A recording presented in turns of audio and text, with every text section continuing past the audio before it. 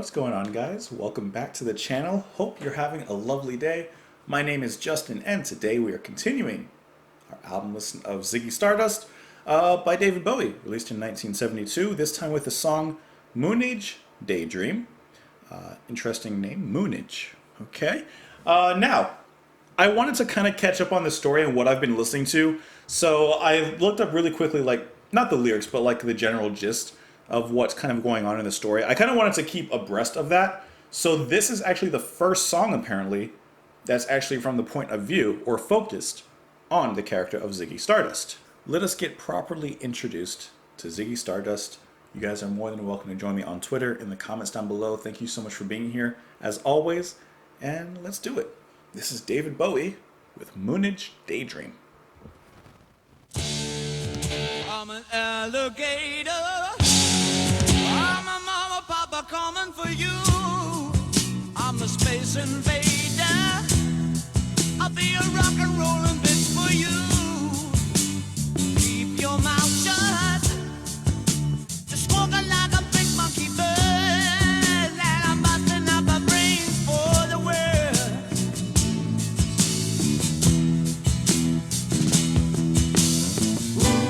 Keep your electric on me, babe. With your ray gun to my head. Press your space close to my love. Freak out in a moonage daydream, oh yeah. Don't fake it, baby. Lay the real thing on me. The church of mad love is such a holy place to be. Make me, baby. Make me know you really care. Make me jump into the air.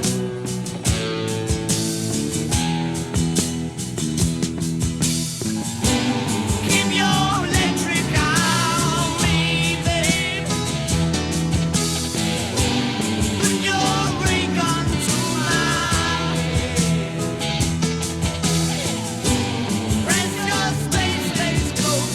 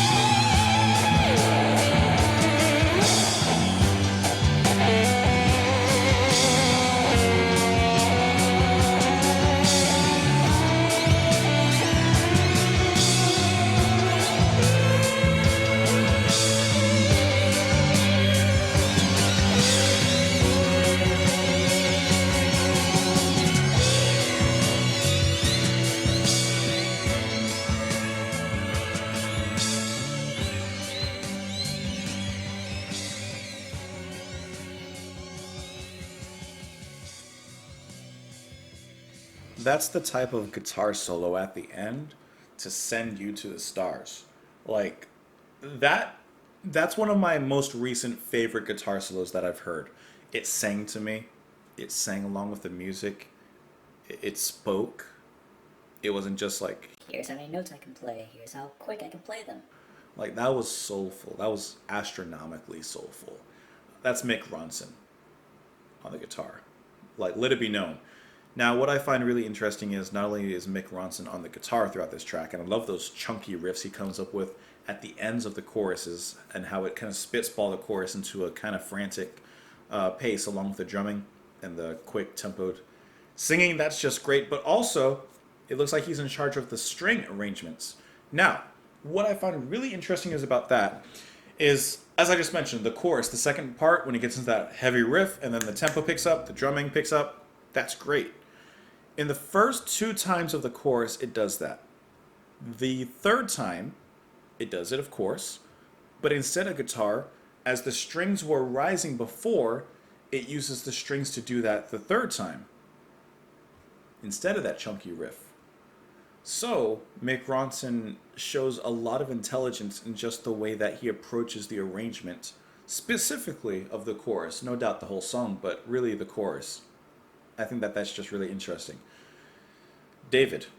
I'm not going to lie, I almost said David Sylvian. Bowie. Like, out of this world vocals. Like, truly, truly out of this world vocals. I'm left a little bit speechless because this was a really, really fantastic song. The first two songs were great in their own right, no doubt. But this is the one that takes it to that next level. Bass playing was gorgeous. The piano was gorgeous. You got some horns in there as well. This is just, this is the kind of track that speaks to me. I want to play that guitar solo a little bit again. That's a great piece of closure. Guys, listen to that. The strings alongside.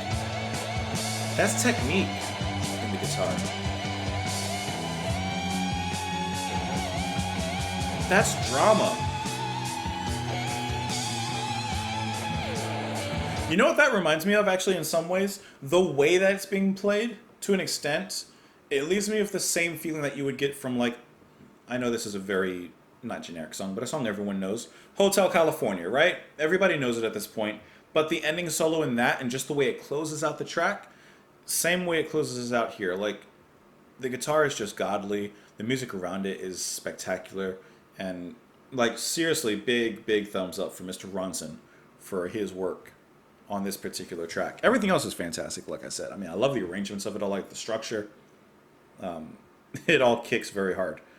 But this is a great track. This was nice to get a little bit of a vision of that heavy guitar, but of course, with that same soul that we've become used to listening to in this album and from Bowie in general. He really sings his heart out. Nice chord changes with the bass as well. And here, as it becomes to get into the chorus, that piano really comes through and enriches it eventually. Like I said, piano really substituted with the chorus, or rather with the strings. I mean, this is just a really, really good song. Let's listen to the chorus real quick, actually.